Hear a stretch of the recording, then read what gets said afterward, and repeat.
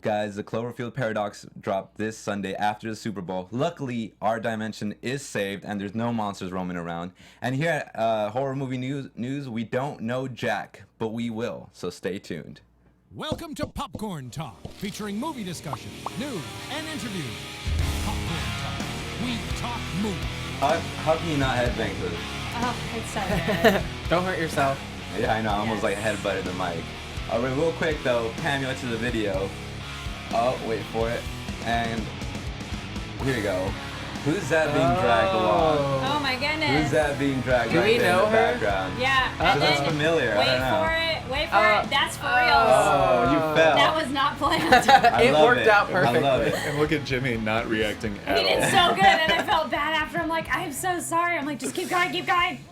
So everybody, That's that's from Anthrax's video Blood Eagle Wings that Jack Bennett actually produced and directed and wrote as well, right? Yeah, I wrote it. It was definitely based on the song, but I wrote the treatment for it and everything. And Right on. Yeah. Well, we'll hear more about that later. First off, let's do some quick introductions. Hello, everybody. Welcome to Horror Movie News. I almost said Marvel. Wait, no, that's a different show. Horror Movie News. My name is Anthony Becerra. You can find me everywhere at TonyBDed, TonyBDed. And next to me, I have... Hey guys, I'm on a different seat this week. This is Oliver Drennan. Follow me on all social media platforms at Ollie Dreamer. And then you can. Where do people find you online? Ooh, where they find me? Yeah. You can follow me on Twitter at @JackBennett. Right on. You can friend me on Facebook. You can throw a rock through my window with a note tied to it. Whatever you want to do. The old school method. Yes, yes. And Kari. And Blood hey Eye. guys, my name is Kari Lane. You can find me online at Kari D Lane. That's KARIDLANE. And you saw me in a clip. And yeah, for reals, that ball was for reals. But it it was was fun. yeah. Everybody asked. Like, I just got so many texts saying, like, she's really good. Oh, That looked real. Because there was like straw on the ground, and we're barefoot, us like the prisoner people, and we're being dragged, and I'm trying to resist, and it totally fell, and then we ended up breaking the shackles too, because Yep. it was actually really. I'm like, no, let's do this, Yeah. and then it broke, so then we had to hold them a certain way. You actually, but it's awesome. It's a valuable lesson too in actor commitment, because you broke those shackles and then grabbed them immediately and tried to actually like hide it and everything, but we shot it in super slow motion, so So you it's like, can. nope. But we didn't quite use that one anyway, so. That was the first take when you fell on the ground. Yeah, but Oh. And I made but you do it but did 8 million yeah, more we did it a times. few times. But we used the first take. Yeah. Because Right it's so. on. 'Cause it was gold. It's too good. Too good not to use. That's that magic, that just happens. Like, Right? you don't really call for it, but you're like, you know what? That was Yeah. perfect. And it was Well, in slow motion, so I it was was gonna even say- better, you Yeah. know? An actor Real commitment, impact. keep going till they say cut, because Yes. you don't know how good it is until after. Yeah, I hear it's very tough to fall in slow motion too. So Yeah, in slow-mo fall, Yeah. it's all core work and Pilates. Just saying.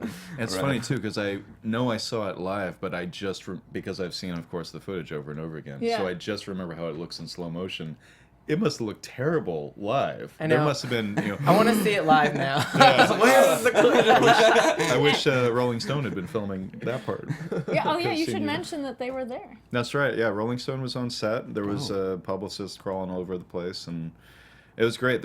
Actually, I think you can find it online. There's a making of that's it's Scotty and Charlie, the drummer from Anthrax, Scott and Charlie.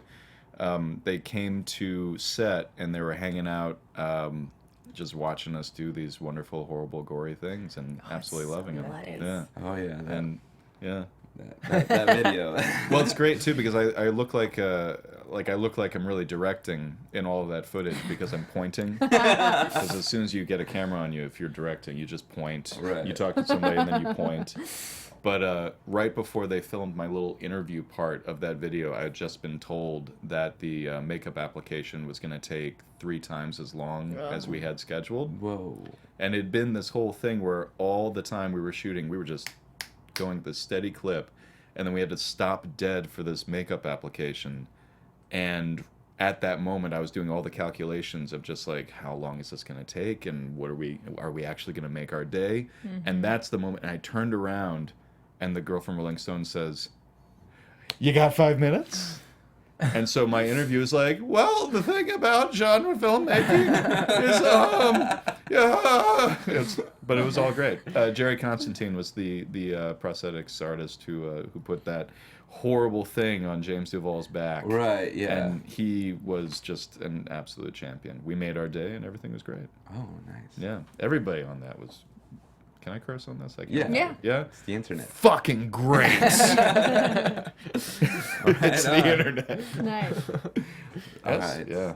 That was, Ask me anything. Every detail of every shot has like a story behind it. Has like a sometimes agonizing, sometimes celebratory story that leads up to what you see. oh, wow. Yeah, crammed into an 8.5 minute. Yeah, so just heads up, Steve will probably leave that video open. But real quick, I just want to cover some bases real quick. So yeah, where you can find us. So you can find us at youtube.com/popcorntalknetwork. Please rate and subscribe there to our channel. Also give us a thumbs up on this video if you like it. If you don't, give us a thumbs down and tell us why in the comments section, and we'll get back to you. We'll see what we can do to improve, or maybe, Get into a fight online. get into a fight online. fight, you know. Yeah. No biggie. You can also follow us on Twitter at Horror News PTN, as well as on our Popcorn Talk website, popcorntalknetwork.com, and also on Apple Podcasts. Type in Horror Movie News, and we should pop up with this little logo in the back right here. And yeah, give us again 5 stars and a rating, and also comments. Anything you want, really. We'd greatly appreciate it. So Jack, we like to start off the show with a little segment we call The Abyss, which is pretty much us staring into the abyss, which is like horror movies we have seen, or just movies in general that we have seen as well. So actually, me and Oliver, I guess, will start it off because we both saw this film. Oh yeah. Well, Carrie saw it too. I Right? didn't. No, I didn't watch No, Cloverfield. she saw Winchester, but we saw Cloverfield Paradox. Yes. Well, should we? Are we spoiling Let's it? just do a Or... little. Can you give a spoiler-free review? Yes. Yeah, I mean, Yes. just like general overview of like what we thought. I guess. And we can talk about it later when you do. It's only see Tuesday. It's come out like 2 days Yeah, ago. yeah. Give people a little let bit it, of time. We'll let it. By we'll next we'll week let it or something, simmer, you're but gonna- definitely, let's give you our overview though. Like, what do you think overall? I didn't know what to expect because I had no clue this movie was coming out. Yeah, I mean, right? I mean, there was kind of like a rumor going on that we kind of like talked about briefly. It was coming to Netflix, right? But I'm like a huge Cloverfield fan of the original in 2008, and I was like so hyped, and I thought like J.J. Abrams and how like they produced it and how they marketed it was so brilliant because we didn't know what the heck to Right. expect. Was this like a Godzilla film? Is this Cthulhu, H.P. Lovecraft? Like what? Oh, what I the heck? would have loved that. Do you remember That for a would've hot been awesome. second there was a rumor it was a Voltron movie? Yes. Because somebody yes. heard the guy say it's alive and they thought he said it's a lion. Ah. My nerdy self, like Just decapitating the back in the Liberty. day, was just kind of like looking at all these theories on like some weird message boards. But anyway, back to this Cloverfield paradox. I didn't really know what they were. I thought it was a little bit too comical at times. Mhm. As in, like, too funny? Yeah, 'cause Oh, I feel like yeah. this is like a very No, for serious, sure. dire situation that they're in. Yeah, let me just ahead. going off of what you just said. Chris O'Dowd's character, which is, I love him ever since I saw the IT Crowd. Fantastic. But there's a scene where a person dies, and then he says a line, and was like, oh, I guess that's where the worms were. And it's like right after he's dead. I'm like, dude, like, read the room, I guess. I don't know. It was very kind of shoehorned in. So. Yeah, I mean, I'm all here for comical moments, but I think in this universe, I think this is a very like dark universe. I mean, Oh, yeah, considering for sure. Cloverfield and Cloverfield Lane, it was just kind of like I didn't know what they were doing with it, and then it felt almost too like old school sci-fi, kind of like very like Okay. you know, just like even I don't Like wanna an spoil. episode of Outer Limits. You know what it felt Yeah. like? It felt like an episode of Black Mirror. Or like the Twilight Zone too, kind of. Yeah, it felt like a. It's redundant. It was very yeah. No, it those felt- are very different. I'm watching Black Mirror, and I'm not as happy as when I've watched Twilight Zone, but I'm not that far into Black Mirror yet. The So, newest in season. its defense. I do No, think... I started at the very beginning. Oh, in so. no way was I trying to suggest that Black Mirror is just a rip-off of Oh, Twilight okay. Zone. I think it's this generation's Twilight Zone. Yeah, Yeah, that's sure. what it is. And I love Black Mirror. No disrespect to Black Mirror at all, Yeah. but like this didn't feel like the Cloverfield Cloverfield? universe until maybe like the last. What is it? Like, Shot. Is it shaky Yeah. handheld cameras? there was another scene. There was another scene. There was no shaky cameras. There was Okay. another scene that was kind of like, oh, that's totally Cloverfield. But it's just kind of like the universe is also like very confusing at the same time. They explain it in depth. Yeah. Not really, but I think it's such an interesting concept that they had a lot of like they could have done. It had so much potential. Yeah, It yeah, just felt, and it felt so flat on its face. To be I honest. enjoyed it, but wasn't necessarily like. I don't think I'll ever watch it again. I got what it's just, I don't know. It was quite the letdown for me. The cast was really good. The cast was great. The main like lead actress that goes by Ava in the film, I believe she was fantastic. And I believe she was also in Black Mirror. Yeah, that's what I heard too. She was in Black Mirror. That is a as stellar well. cast. Like that probably more than anything would draw me into watching the flick, which I haven't. I forget Outside of that show. she I haven't played watched it yet either. Tam. I'm like, eh. She was in Memoirs of a Geisha. I don't remember okay. the actress's name. Steve, was she in Crouching Tiger, Hidden Dragon? Was she? I believe. Oh, Thank there you, we go. Steve. Yeah. There we go. She was cool. Was she in that? Yeah. Yeah. Oh, I would watch that just to see her. Then. Yeah. Cool. She has a cool scene too. But yeah, overall, definitely watch it and tell us your thoughts. Yeah. Tell us if you liked it or not. We should definitely talk about it like in depth when everyone else gets to see Yeah. it. Yeah, once. Because I'd love to hear what you guys Okay. think about it Yeah. too. You know? And we do have a little bit more on that, just like a little news story on that later.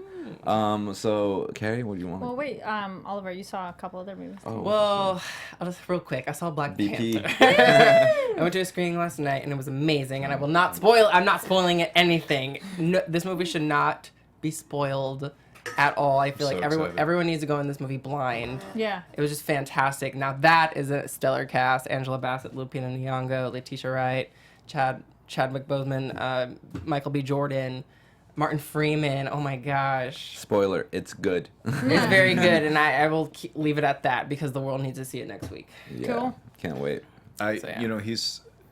He's a real director. Like I remember watching Creed, which I went and saw completely randomly. Like I was visiting family for Thanksgiving, and I hadn't read anything about it, and I knew the premise, and I was like, Stallone's in it as Rocky. I'll check it out. I like all these guys, and then just watching that movie reminded me that movies like that, sort of Hollywood, old-fashioned ABC stories, can be that good and that well observed, and it almost became a character study in places, and then also like a character study of modern Philadelphia, like all this stuff. It was such a fantastic movie, and I walked out and I was telling people, Creed is really good, and they're like, really? And then the next day, everyone was like, Creed is really good! And I think a lot of credit has to go to Ryan Coogler. He's a guy who's figured out how to make movies like that and be a great director within the parameters of a movie that you would think would be predictable or formulaic. So if Black Panther has any of that equation in it, yeah.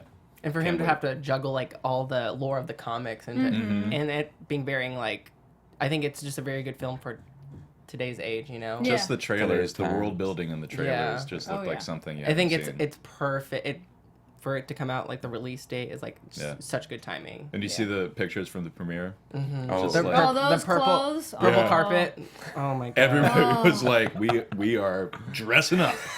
Boom. You know. That was great. I just want to live in Wakanda, and I'm just gonna leave it at that. You know? Right. So I wish it existed to save us from ourselves. Aw.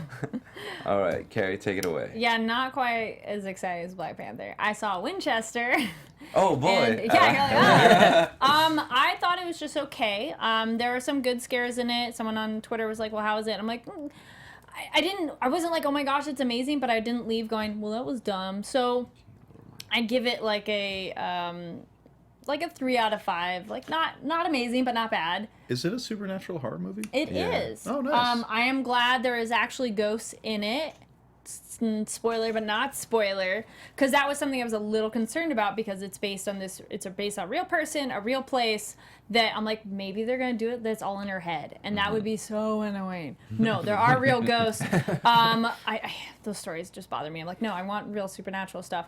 The thing that they could have probably done a little bit better is only maybe 2 ghosts you get backstory on them, so then like their scares are better because then there's more depth to them. Other ones are just like stock footage ghost. Not that it is, but like random ghosts pop up, scare you, and you're like, could have been better if like we knew who it was or what their motives were more. You ever notice too that some of these movies, because that's Helen Mirren's in it, and it's sort of an A-list movie, but sometimes A-list filmmakers make these movies, and you kind of feel like they haven't seen the movies that we've seen.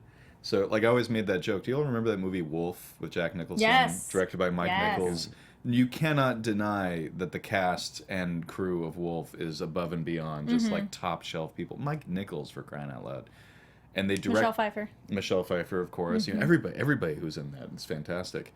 And they made a werewolf movie that's really good if you've never seen a werewolf movie. It's like a bunch of A-list actors and this director, you know, who's unparalleled, all said, "Oh, that's an interesting idea. A man turns into a wolf. No one's ever seen anything like this." It's just that kind of thing where we inundate ourselves with all this stuff, and then you kind of feel like an idea that's stale to us is still kind of fresh to them because they're not always watching horror movies. It's a theory. Yeah. I Never liked thought of that. with Winchester's, it's Helen Mirren's actually not quite the main character. It's a doctor coming to assess her sanity level. And so that was kind of interesting seeing it from his perspective. And he's also doing self-medicating, because then you can start with the question of like, wait, is he seeing it for real, or is this because he's taking drugs, essentially? So yeah, period piece-wise, it was cool. Maybe you might want to wait for like on video, but or a matinee. Go as a matinee. Or if you have the movie pass. Yeah, or go to Movie Pass. That's what I did. Not sponsored by Movie Pass. But yeah, it was. I was satisfied enough leaving, so I wasn't like, well, me. So, but not like you need to rush. Yeah, I still want to go watch it. Oh, but wait, have you seen taking my Insidious, time. the last? I didn't get to Insidious yet. I I was still gonna- want to see the third one, even though he said it okay. doesn't matter. No. But I didn't get to it Yeah, yet. I was just gonna ask which one you thought was better if you did see it, but Yeah, I not was- yet. I was The third curious. one's the best. I love Catching it. up. There's a certain film series where you're like, a fourth one? Oh my god. It's Oh, the hold fourth on. one that screws with you. You're always just like, wait, there's a fourth? Like, Yeah. because it's three is just like, three is the magic number. You know what I'm saying? Yeah, for sure. And then you, like, some people are just like, oh yeah, I love that one with because the couple, they're paranormal investigators and stuff, and they go to different Yeah. places, and it's set in the 70s, and you're like, you were talking about the wrong film series. Yeah, the Conjuring. Yeah, exactly. They're so similar. Well, And, we mentioned that before. Have you seen both Conjurings? Yeah. I like the second one better, actually. You know what? There was some scarier Yeah. aspects to it, yeah. But I mean, for me, the whole... Crooked Man, too. Oh my god, the Crooked Man is so good. The first, like, between the two Conjuring movies, my favorite part is still the girl saying, "There's someone standing right behind the door. There's someone standing right there." Just like something like that. When you have a scene in a movie where a character seems utterly convinced of the reality of something terrifying, that to me is so much scarier than somebody who obviously is being pulled by wires down a hallway. Yeah. You know, where it's like, oh, she's possessed by a demon. That's why it looks like she's in prosthetics. I like, maybe not even the psychological horror of it. I like to be convinced that what I'm watching is real, and Yeah. that scene is so convincing. The So. clapping game was scary, The clapping too. game good too. Yeah, yeah. So what have you seen, Jack? I haven't been watching it. It's funny because when you're working around the clock, that tends to be the first thing that suffers is what you're watching. Or when you are watching stuff, it's like I'm watching the Venture Brothers for the 8 millionth time. Oh and yeah, things like that. Go Team Venture. Absolutely. Swing. Yeah. No, I've always Venture Brothers and The Wire are my two favorite shows that have love ever The been on Wire. TV. Wow. And I will argue that they are more similar than many people give them credit Okay, I was about to for. say, like, they sound very different. No, I think no. Yeah. Wait, that's for another podcast. But I saw Shape of Water. I went and saw that in the nice. theater. God, I love What'd that you think? movie. I loved I don't know how controversial this is going to be. I loved absolutely every aspect of it except the script. Oh. But every detail of it that wasn't based to the screenplay was gorgeous. It's just gorgeous. And I saw another movie like that this past week. I went and saw Phantom Thread, which was another one where it's like, what an exquisite movie. And you almost feel like whether you like it or not almost doesn't matter at a certain point. Or it says more about you than it does about anything. I liked the experience of watching The Shape of Water a great deal. It's just that then when it was over, I was like, well, and I just had that moment. And I've been having that a lot lately where it's so funny that every detail being so acutely created, and you have that moment where you're just like, God, I couldn't even begin to, it's unfathomable the amount of details that are in this movie, and every aspect of the design and every aspect of the sets, and all the actors are fantastic, and Sally Hawkins is fantastic in that movie. I just don't know if I like it. You know, like you have that weird thing where at the end of this whole, I have to give you credit for making an extraordinary film that I wasn't a big fan of, and then you feel like a complete asshole. Being, you know, I wanna like it. I don't know. The characters are a little thin, and then you feel like you're somehow ruining someone else's experience. But I always feel that way. That you know, movies are subjective. I watched Phantom Thread. And the first half of it I was absolutely in love with. And then there's a turn in the story, and I fell out of love with the movie, even though I found it as interesting and as wonderful. Like, it's wonderful. Like, every performance in it is wonderful. And I saw it in 70 millimeter, too. Ooh. So it was fantastic watching it. It looked like an old movie. Yeah. It was shot on film. You know, it was grainy. It was projected on 70. And I'm just sitting there going like, this, it feels like I've stepped backwards and I'm watching a movie, you know, in 1979 or something like that. But then there's that thing of it all comes down to the story. And I think it's a great film that I maybe didn't love at the end of the day. I don't know. I feel that way about Shape of Water too. So it's weird to be that audience member. Because then the first thing... Because everyone else is just praising it, and it's been, like, critically acclaimed, Yeah. so...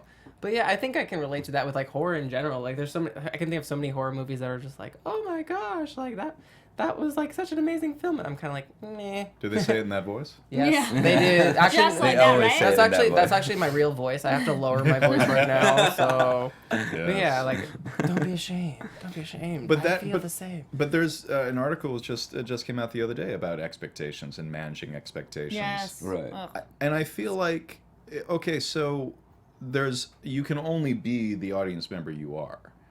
And I think if everybody loves a movie and I don't really like it, like I have that moment where I'm like, well, this doesn't really say anything except that my experience of this movie was different from their experience. And I don't mean like, you know, I was in a noisy theater with a bunch of shitty people. No, I mean like I feel like we bring ourselves into every movie that we watch. So if you guys loved The Shape of Water, and I'm not going to sit here and pick it apart and try to convince you you're wrong, just like I hope you will not do that for me. I do think in fan culture we start to, you know, the shields and the lances start to come up that's like a the little first reactions a lot of people have. Yeah. I remember I saw Last Jedi, and I did not really like Force Awakens very much. And Same. At the Same. end of Last Yeah. Jedi, I I'm love like, Last Jedi. I was like, yes. I loved I it so love much, Last Jedi, and I yeah. said out loud, isn't this great? A movie that literally everyone is gonna love. They finally made it. No. And then I walked out of the theater into the abyss. Yes. I felt the exact same way. Like Yeah. the Force Awakens, I was like, it's all right. And then Last Jedi, I was like, that was so fun. And then it's so polarizing online. Yeah. But, oh, wow. No, I have to completely agree with you. Because film is another art form in our world, you know, and pretty much it's very hard to remove yourself from yourself when watching a film, which is what I try to aspire to do with every film. Although Shape of Water is a very special case because I love Guillermo del Toro, and but no, I can root for him every time, even if I'm not liking the individual films. Right. You know. Yeah, So- because that's also another thing of like separating the director from his work in a sense of like a person. Horrible people have made great films. Yeah, Yes. I mean, look at every. Never mind, I want to. Yeah. Do that. He's That's he's a wonderful guy who made a movie that is getting it. Clearly, no one has to defend him. So me being one jackass who's sort of like, it's okay. No, and also like I find that interesting. I don't want to ask it on air, but probably afterwards I want to like know. I can tell you. Yeah, I don't give a shit. I want to know like what's just to hear. Well, I was going to but- say, we have a lot No, but more we to have a lot cover, more. though, Yeah, too. so let's just get back on track though. Oh, okay. Okay, I was so like, I'm look, sorry. there's a countdown. Yeah, it's Yeah. 27 minutes. and it We're blows not up. even past the first segment. All Yeah. right, everybody to the crypt. Yes. All right, let's do this. Oh yeah, session 9. Mine was session 9. So it's a slow burn psychological horror film. It leads up to such a reveal that will knock your ass like right out of whatever chair you're sitting on. My God. So it's about a cleanup crew that goes to an abandoned asylum to work, where they find recordings labeled with sessions like sessions not 1, 2, 3, leading up to the infamous session 9. And with that, the mystery starts to reveal itself once they find those tapes. You start going down this rabbit hole of like who was actually at this asylum, and also it's like an in-depth look into the characters that are behind the cleaning crew and everything. And they're not yeah, I just gotta leave it at that. I don't want to reveal too much, but it's definitely quite the film. Yeah, it's stuck with me since I seen it. I need to watch it again because it's just so good. Like I watched the trailer, I'm just like, damn, there's so much I want to remember again. I'm glad to hear it's good because I remember when that came out, I just didn't get around to it, but I remember that name and the concept, so I'm like, oh, good. Now I want to go back and watch it. Yeah, it's definitely one of those that like kind of flies under everyone's radar. Yeah. Well, it was that era where genre films were suddenly getting kind of lo-fi. Like, and I remember this is all like Blair Witch came out in '99, Right. and then there was not even found footage movies, but there was this sort of group of movies right after. Like I remember Primer was sort of in that 5-year block, where all of a sudden people were making more lower production value and higher concept genre movies. And Session 9 I always sort of put into that grouping because I know they did not have a lot of like, you know. No, yeah, the budget was not. And around that time, Cube was made too, and I've seen that too. And like when Cube came out, they were like, they filmed everything in one room, and you're like, cool, is the movie good? And Yes. so, but Session 9 is a great flick. I like Cube 2. So yeah, Hypercube. Oh, that's what it's called? I was like, think wait, so. it's not called. Yeah. Cube 2 is Hypercube. Cube 3 is Origin. Was that a third one? I There's didn't a even know there third was a one? third one. There you go. Snap. You just Nice. did. Oh my You God. became that guy. It's cubed. Yeah. Oh, boy. No, that's the reboot. All right, then. What you got, Ollie? Well, speaking of like kind of like this found footage, kind of like revitalizing the genre, I have The Bay, which is a film that's kind of like under the radar. Like a lot of people, have you seen The Bay? What I was just Like, saying about Mike Nichols directing a werewolf movie. That's Barry Levinson directing a found footage horror film. Like the A-list guy. It's so crazy because like this Dang. is, I feel like it's a good film, but it's like one that I forgot. Like I literally forgot this movie existed. But then like Cloverfield came out, and so I was kind of inspired to kind of like look at like found footage kind of films that like I really liked, you know, growing up. And then like this was like 2012, so this was like 6 years ago. I can't do math. Almost 6 years ago. 6 years ago. But anyways, the synopsis reads: chaos breaks out in a small Maryland town after an ecological disaster occurs concerning contaminated water and parasites. Is this a picture of like the X-ray Yes. skull With with that like something? isopod, the Yeah, little something in the creepy in little their throat? isopod. Yeah. Was that on Netflix? I think it's been on Netflix for a while now. Has it been on I Netflix? believe so. We'll have to That's check. that's where I've seen that poster. It's That's gotten why. passed around, I think, Oh, on the yeah. streaming services. It's gotten its rounds in. Yeah, Carrie? Oh wait, sorry. no, did you- no, just check it out. Like I want to hear what you guys think. Oh of yeah, this one. I've been wanting Those to little for bugs, a those little long isobugs time. that like isopod bugs that live in the sea. Those things are real. Like Yeah. I mean, maybe they don't turn you into like a psychological killer, but anyways. Ooh, Right yeah. around that time, there was the story of like somebody jumped in the water in a lake somewhere and then had a headache and then died. Ugh. And they found out there was brain-eating algae that shot up her nose into her skull. And I'm not sorry, that's a real event. I'm sorry to be insensitive and bring it up like that, but it is. It's real. There's crazy. There's Yeah. weird stuff. Well, that was I don't remember the details, but there was one where like a girl was in like some South American country and then had some like flesh-eating bacteria or Yeah. something because she went in the water, and you're just like, what? Yeah, what's that one show called? I know this is off topic. I'm sorry. There's a show that like basically diseases get inside your body and you just like die and like. Oh, sweet. No, it's like- Oh, I was like, oh, I'll sweet, add it that's to what my it's watch called. list. There's things that go up a guy's urethra Yeah. from the river, and yeah, okay. Ugh, Like, yeah. Which, by the way, every year that's like, that's a myth. No, actually, no, that's real. Really? No, that's a myth. No, actually, that's real. Oh, It's like a man. catfish. I- It's a little I believe it. catfish with spines. Oh, never. And it swims up your dick. Oh my God. It's a wonderful world. So I'm never gonna. Yeah, I'm never gonna pee in a lake, and I'm never gonna dive Well, into that a was lake. what it was. They're like, don't. Yeah. Anyway. So Don't be in the lake. yeah. What Hashtag I've been don't pee in the watching, lake. not a movie but a show. Have you guys been watching Dark on Netflix yet? Not yet. I'm adding Okay. it to my list of Yeah. things I need to watch. I feel it's one of those like people have been talking about it a little bit, and some people have seen it, but then like I had one friend who she totally has watched it, like, oh my gosh, you have to watch it, and it's just I hadn't gotten to it yet, kind of a show. Right, same. It's a It European is- show, I think. It is German. Yeah. It's in German, and I don't know if it's the whole. It says series directed by Baran Odar, and sorry if I pronounce Oh, that wrong. yeah. No, I'm sorry. So I was trying to think of the best way to explain it because I was about to talk about something on one of the other shows. I'm like, nope, don't want to give anything away. But this is a nice brief one. A family saga with a supernatural twist set in a German town where the disappearance of 2 young children exposes the relationships among some of the families. It's really cool. Very quickly, it gets into that this show is multi-generational, and I won't tell you how they do that. But yeah, there's Time jumps. Not exactly. And some people are like, No, I'm oh, it's like darker Stranger Things. And I'm like, no, because this isn't like supernatural. Oh, here's an example. So this is a character that at one point you see him as a little child on the far right, and then the one age in the middle, and then another age. Okay, so that's some cool. characters you get that, and then the show as it progresses does this great thing by like episode 3, maybe 2, but 3 they'll do a split screen of the 2 characters at 2 different points in time, and you get to see like them as a child and an adult. Oh, it's so good, because then who they've chosen as the actors for them is great. All the acting is so phenomenal. Of you know, I'm not super familiar with German films, so I'm like, I don't know these people, but all of them are very compelling. So there's this weird cave in the middle of the woods by a nuclear power plant That's a money in the shot. small town. Yeah. And some weird stuff happens, and I super recommend it. It is just like the title says, dark. It's one of those like, no, there's some dark stuff. Like there's a suicide really? early on. It involves children being kidnapped, which I'm on episode like 7 and 8. Oh, I think I just watched 7.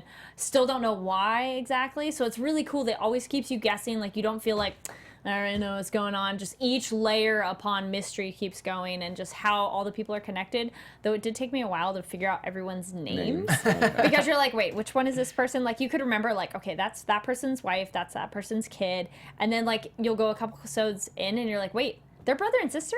So that's kind of funny of it. But it's a really good show. I highly recommend it. Nice, dark, and creepy. And yeah, I don't know. Like, there's more that I'm like, I don't know yet. So I want to see where it goes. Right, the mystery hooks you in. Yeah, right? you're just like, Yeah. I need to know more about it. I believe it did get renewed for a second season as well. Oh, nice, yeah. So there's that. Right on. Do you have anything you would like to recommend? Any random film that people might not know about that you like? Oh, it doesn't have to be new? Yeah, anything. Yeah, it's anything. Oh shoot, I don't know. They put out a really good Blu-ray of Silver Bullet recently. Silver Bullet. You should see that. That's like my 4th favorite werewolf movie. Okay. I don't know. Yeah, that's good. It's actually a great disc, and they interviewed Everett McGill and a bunch of people who haven't really talked about the movie before. Nice. And, yeah, and Gary Busey's in it. Come on, what more do you want? The Bullet. I've Yeah, never heard Corey of it. Haim, Gary Busey, Silver and Anna Green Gables. Megan follows. Nice. Yeah. That's a great flick, actually. Let's watch that. The werewolf looks like a big teddy bear, but beyond that, it's no, I Silver love Bullet. that flick because Stephen King, of course, is everybody's talking about Stephen King again, and I mean, it's not that anybody ever stopped, but it was such a huge hit in a way that was unexpected, in a way that was validating too. People really love these kinds of movies. And just because of the fact that, I mean, I think everybody who's interested in horror carries Stephen King with them. You know, he's one of the most recognizable voices in horror. And he's sort of like on the Mount Rushmore of horror now, I think, with, you know, Edgar Allan Poe and Lovecraft and, you know, whoever else you want to throw up on there. And, but it's that kind of thing where every so often there are these, there he is. He's winking at Corey Haim. Oh, man. It's actually, I mean, that's the thing. Gary Busey terrifying. has been such a cartoon, you know, for so long. You forget that he's actually a phenomenal actor. And in that, he's the quintessential drunk uncle that you still want to hang out with. You're a kid and you don't know that that's wrong yet. You're just like, oh, Uncle Red's just a lot of fun. It's like, he's drunk and irresponsible. He's gonna get you killed. No, he's fun. But so the perfect Gary Busey role. But it's, yeah, there you go. I just remember that, and my friends worked on that Blu-ray, and it's, I know Heather Buckley worked on that Blu-ray, and it's just it's really cool to see some of these movies that's not necessarily regarded as a classic.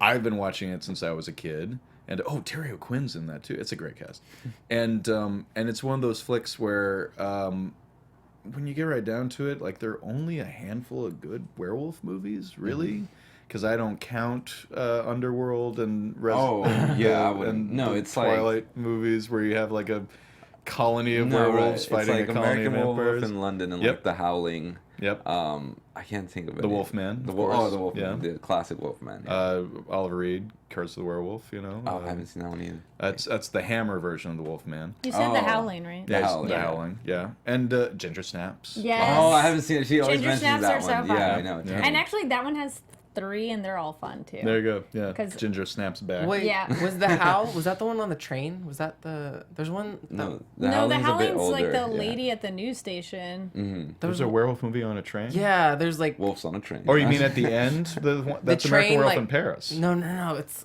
God. It was gonna actually be my my crypt for the week, but That's the werewolf train movie. I know, there's- right? I know. Can we see I like can't even. YouTube comments in real time or something?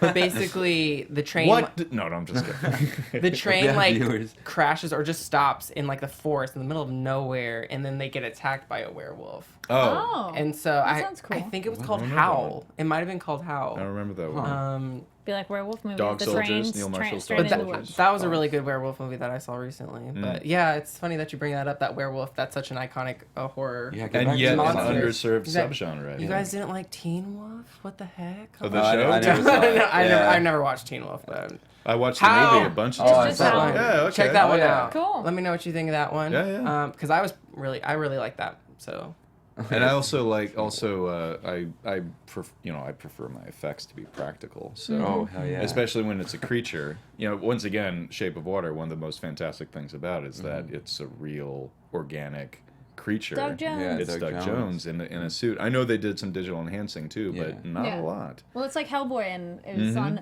And It's Ape one of Sapien. our episodes things. That's So right, yeah. The blending of having practical effects and what they can't do with digital effects on Right. top, because they're like, well, we didn't have the space to make the eyes blink, so then we did that digitally, but the eyes are really there. Kari worked with me behind the scenes on the show that I did for Nerdist. We did it for years, Blood and Guts, that then got renamed Bloodworks. Right. So Blood and Guts and Bloodworks, you can find most of the episodes on YouTube. And we went down to Spectral Motion and we looked at the stuff they were talking about Ape Sapien. If they had made that an animatronic head for Ape Sapien, it would have been this big. Mm-hmm. So they made a very sleek mask that went over Doug Jones's face and then digitally did eye blinks and gill flutters and things like that. Mm-hmm. And you watch the movie and you just think it's this amazing creature suit, basically, and then you buy the reality of it and you're in there for the whole movie. All of the effects guys we talked to, because this show, both Blood and Guts and Bloodworks, the essential idea is that at a time when practical effects artists were being marginalized by the film industry, they were all at the top of their game. Like, they've gotten to the point where you don't have to hide the seams when you're shooting. Like, this is photoreal stuff. They walk onto set. People in prosthetics walk onto set looking like what they are. Mm-hmm. And while these practical effects artists are doing this stuff with every technique at its most advanced level, because of the way productions go and because of the kinds of decisions that producers make and schedules and things like that, they were taking a back seat to just do it with post-production, just do it with visual effects, just do blah blah blah blah blah blah blah. Right. So we wanted to basically take our little DSLR cameras and walk into effect shops and show you, hey, look, we're not even lighting this really. Look at what it looks like. And so Scott Ian from Anthrax was our host. And we went to Rick Baker's shop before Cinovation got downsized. We went there. We went to ADI. We went to K&B. We went to big shops and little shops, and talked about that constantly, the relationship between practical effects, in-camera effects, and visual effects. So, and Kari was on that show. It was fun. You can see me, actually. So that's a great In the segue, spectrum, actually. because the troll chomps on Scott's hand, and she's one of the people, along with me and most of the crew. We run around and try to pull Scott's hand out of the troll. Basically, it's a documentary show that every so often something happens, and you shouldn't be able to detect where the documentary ends and the part we planned begins. Right. But for example, Scott gets his fingers bitten off by the troll from Hans and Gretel Witch Hunter. So. Oh yeah, that's Yes. so that looks like that's from Gabe Bartalis. That's from his shop, and that's for a movie I think he directed. But this is probably a sizzle reel or a promo. Yeah, I was about to say we have a clip to show. Pretty much, it was like before the show premiered. It was. Oh, this is the transition between Blood and Guts. Oh, look at that! The memories. Yes, that's Jerry Constantine shop. That's over at Larry Bones. Yes. Oh my Rob God. Hall and Almost Faint. Human. There you go. Don't fuck with the fish, man. That's ADI, the gorilla suit. Yes! And he Yeah. killed him. We got Brad Dourif to record dialogue for our show. Dang. Welcome to my That's Vincent Van Dyke's demon makeup he did on Scott, devil makeup. There's Dino, there's Kyoto's, They're just things. Dan Dan Harmon. Harmon, yeah. Because we talked about stop motion. We'll be right back. There's some more. I saw Phil Tippett in there. Yeah, Oh my God. all these guys. So this now lives on Nerdist, I believe, right? Yeah, Nerdist.com. I think you'll find every single episode on Nerdist.com and look for the Bloodworks Bloodworks show tab, and then also Blood and Guts is under that same thing. It started as Fangoria's Blood and Guts, and it's Fangoria presenting it basically, and then it's just a licensing fee was going to Fangoria for every episode, and we were like, hey, we barely have enough money to produce the show as it is, so third season became Blood and Guts, and then Nerdist ceased to be a YouTube partner, and so they broke from the Nerdist channel, and was like, well, you can do the show and call it Blood or call it Guts, but you can't call it Blood and Guts anymore. So it's like, all right, well, Bloodworks. That's it. Stop digging. You struck oil. That's amazing. So, okay, the show's called Bloodworks, and which is a great title. I was about to say, Yeah. it works perfectly. And also that idea of the blood at some point is not just the fake blood, it's the blood, sweat, and tears that these people put into this stuff. It's the sheer amount of care and skill and love that these guys who are so passionate about what they do. Joel Harloff, who did prosthetics work on Black Panther and Logan and a bunch of other stuff, he's doing the new Hellboy. He's doing it on Dan David Harloff. Yeah. And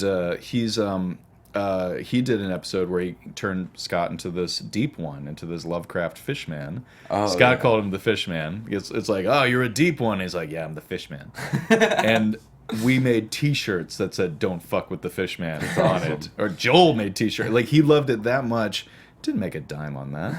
He just did it for the love of it. And he gets these great, he's got these big budgets from Disney and all that.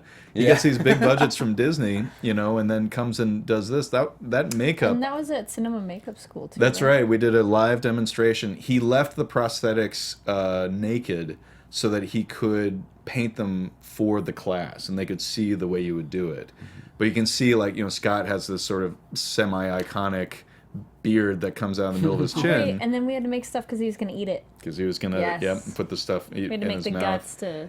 And then at the end of the day, we ran out of time and couldn't do it because the fish guts. So, so we just have him tear the head off a student instead. That show, it's so fantastic to, like, I was and am a low budget DIY filmmaker who would not be able to afford to hire Joel Harloff to work on one of my films. Maybe I could now, but only if Joel dropped his rate to nothing and really wanted to work on the project.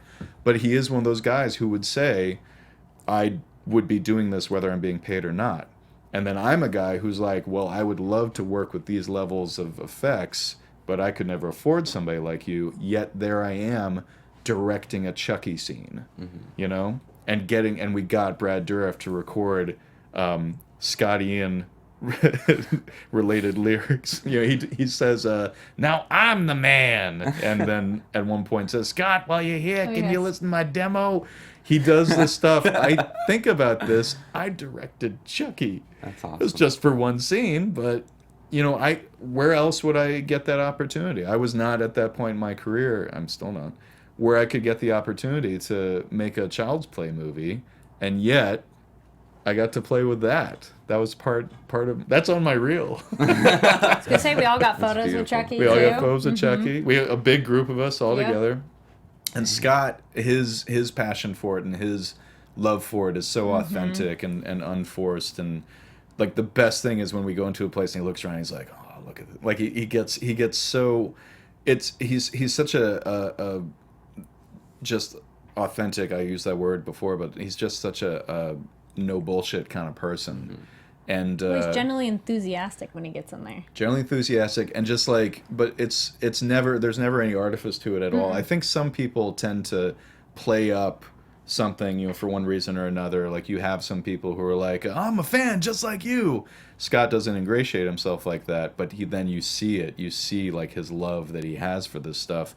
It makes it so easy to have him be the host of the show, because he genuinely loves it as much as anyone. And so he becomes the audience surrogate. You're not gonna get Joel Harloff to do a Fishman makeup. You're not gonna get Ron Trost, who's Brandon Trost's dad and one of the great physical effects artists, to do squibs on you. But Scott becomes the audience surrogate. Like, he does this and tells you what the experience is like. He tells you what it's like to get your face chopped off by Rob Hall with a combination of practical and digital effects. And yeah, so there you go. That's awesome. Yeah, I saw him get transformed also into like the White Walker. Oh, yes. Yeah, and also he was a zombie on the Walking Dead. Yeah, That's the last 2 episodes we did of Bloodworks. We went to the set of Walking Dead.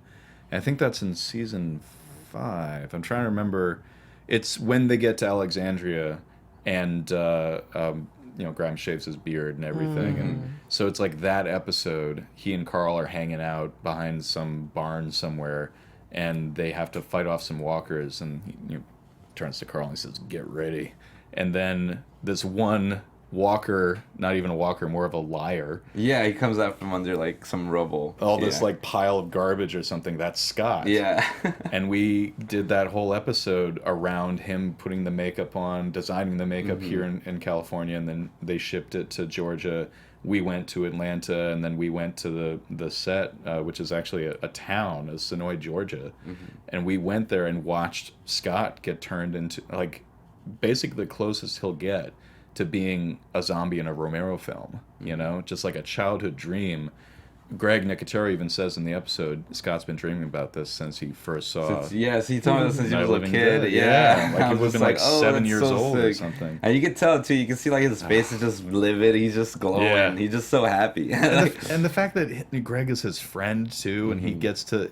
He even says that, too, I think, in the episode. Like, who'd have thought that playing guitar in a metal band was going to get me to this point in my life? Like, all these opportunities, the doors that it opened, just him... There's a lesson there, too, because I think he's another guy who, whether he was being paid or not, he would be doing what he does professionally.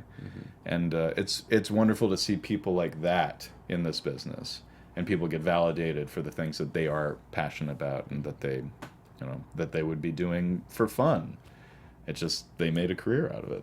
So you hear that, everybody? Hear what Jack says. You got to follow your passion, and you'll see what doors are provided to and you. Be real. And be real. Be The more authentic. you know. Be authentic. Well, and also don't do that because that's gonna help your career. Do it because you got to. Yeah. Because this is the only thing. That's the only thing that I'm really good at, and that's me being generous to myself. I am never happier than when I'm directing, and I'm in that position now where being able to be on a set and have the crew and work with people, like that's the moment where I'm like, I feel I don't want anything else right now. Right. I'm completely satisfied. I could use more water because I'm very dehydrated. I could use a PA to keep me from walking into walls because like I'm in the middle of explaining something. All right. So just yeah, a quote comes to mind from a famous director. His name rhymes with Sciarmo. He said that Sharon Del Boro? Yeah, there you go. He said, don't make the films you want to make the films you need to make, in a sense. And I get the impression that if Kronos hadn't been a crossover hit, and if Guillermo was still in Mexico making movies, that he'd still be making movies, No doubt about it. And I think that beyond the company that it puts you in, it's kind of like, I mean, we all grew up with these things. I think that there's a language that watching films teaches you. Oh, yeah. And a lot of people, they go to film school and they grow up in this business. There's literally nothing wrong with that.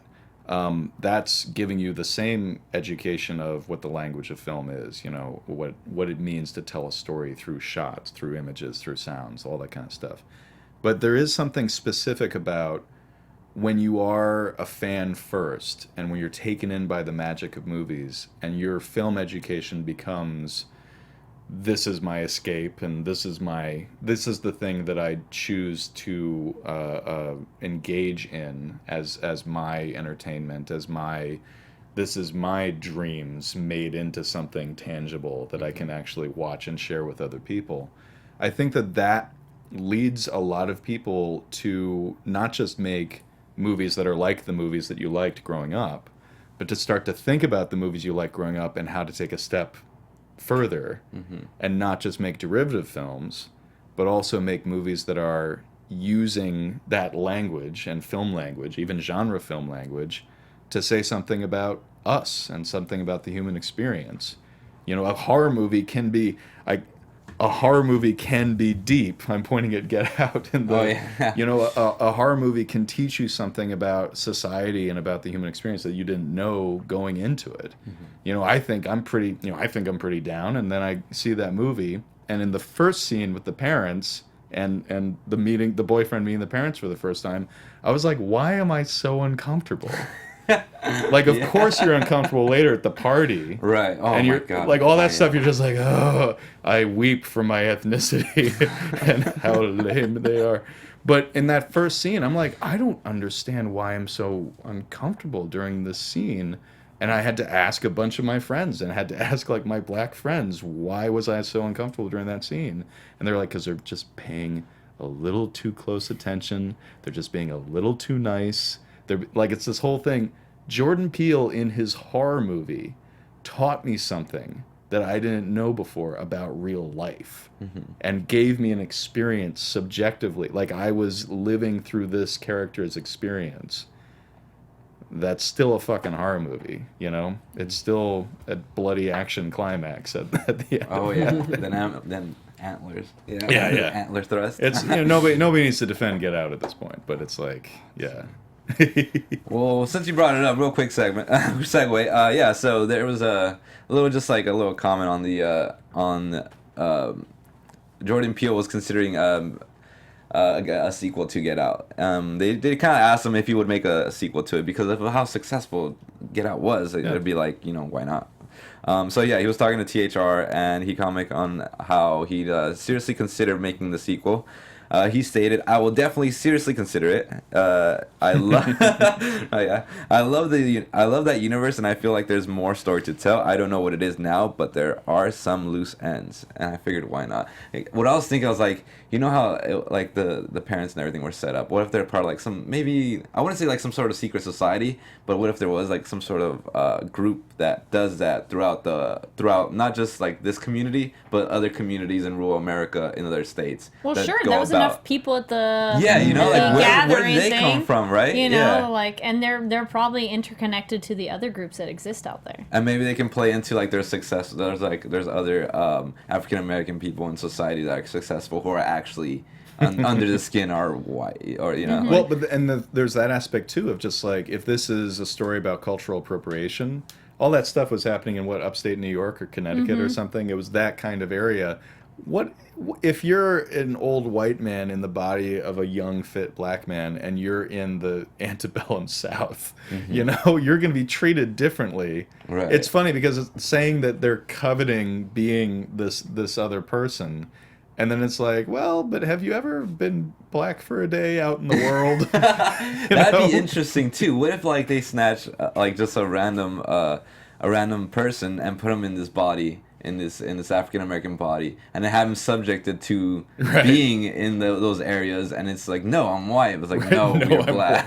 And then he's suffering firsthand as a white person's mind in a black person's body, what they actually go through, say, in those Do you still want to put your brain in young black people now? Yeah.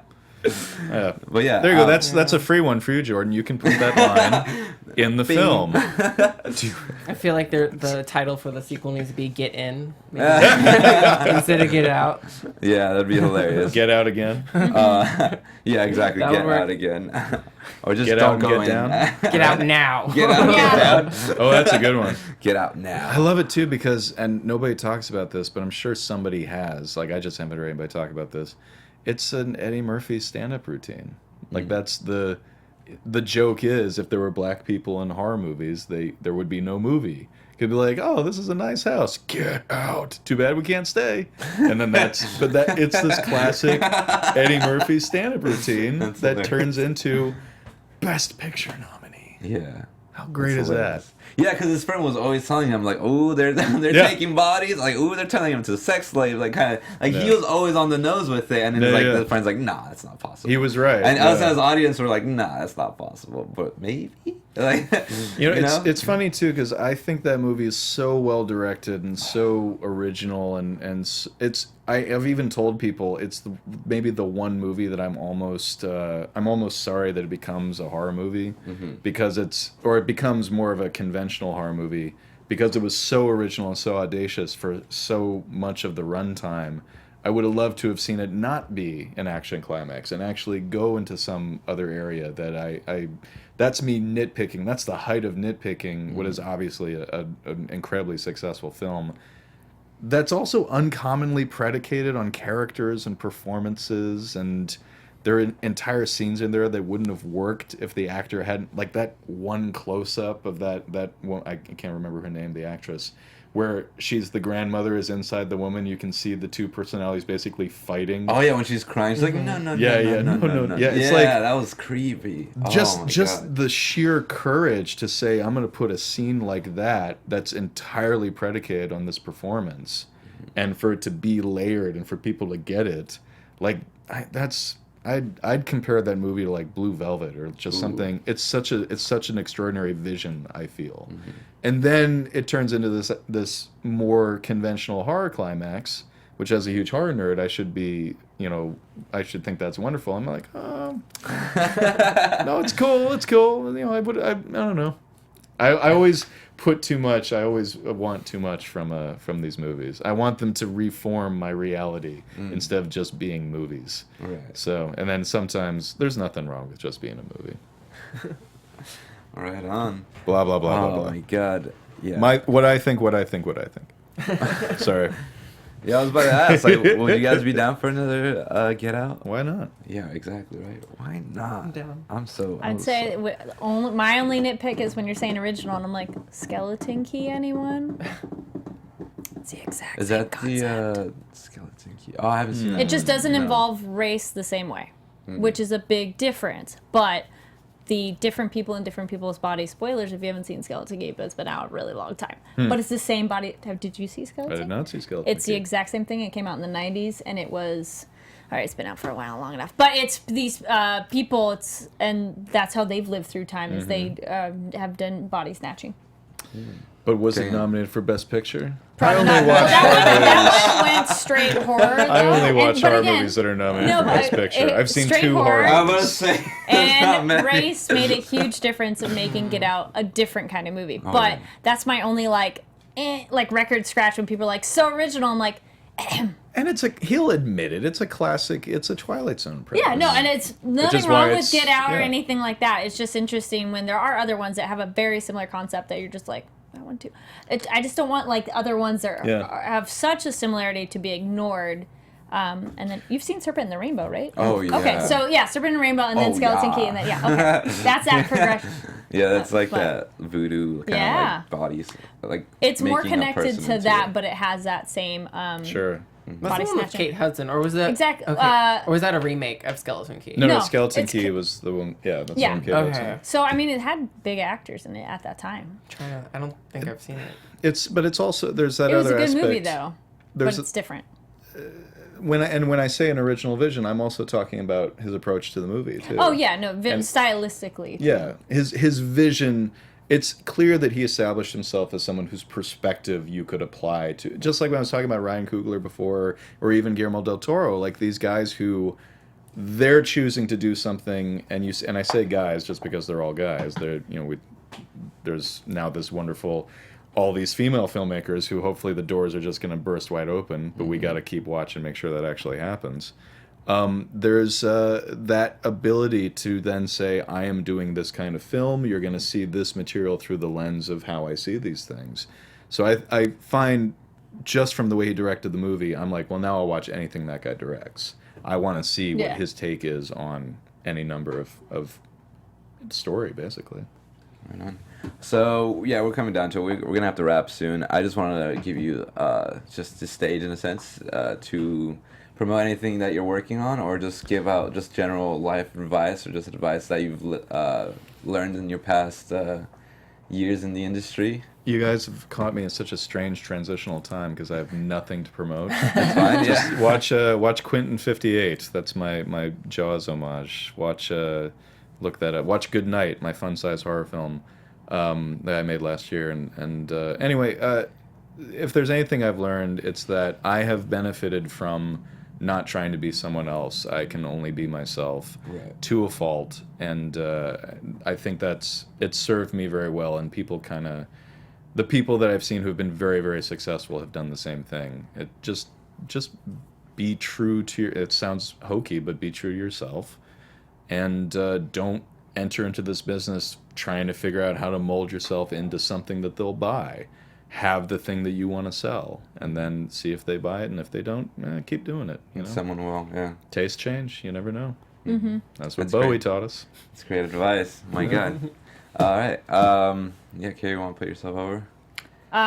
Wait, are we giving our sign-offs? Yeah, we have to wrap up. Hey, everybody, you can find me online at Kari D. Lane. That's Karidlane. And stay tuned. I'll be hopefully having some anime news to announce. So follow me online. I'll post about it.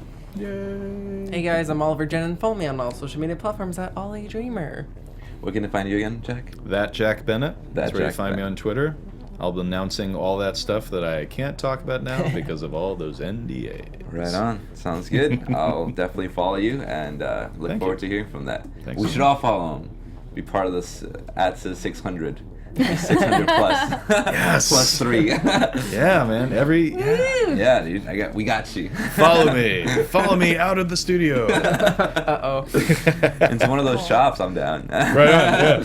Well, thank you for coming. Yeah, thank you so much for being Thanks here. Thanks for letting me blab about my stupid opinions. Oh no, that's fine. That's Movies what and we opinions love. are Oh, subjective. listen to Damn Dirty Geeks. Listen to the podcast I'm on, Damn Dirty Geeks. Damn Dirty Geeks. Yeah, You find heard us that on first. iTunes and Stitcher and everything. Where podcasts can be found and listened to. Sweet. All right, everybody. My name is Anthony Becerra. You can find me at Tony B Dead, TonyBed.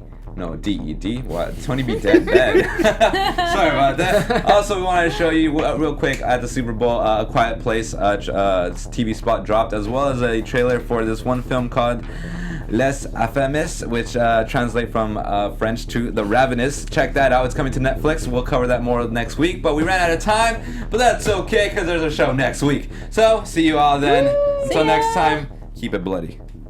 From producers Maria Menounos, Kevin Undergaro, Phil Svitek, and the entire Popcorn Talk Network, we would like to thank you for tuning in. For questions or comments, be sure to visit popcorntalk.com. I'm Sir Richard Wentworth, and this has been a presentation of the Popcorn Talk Network. The views expressed herein are those of the hosts only and do not necessarily reflect the views of the Popcorn Talk Network or its owners or principals.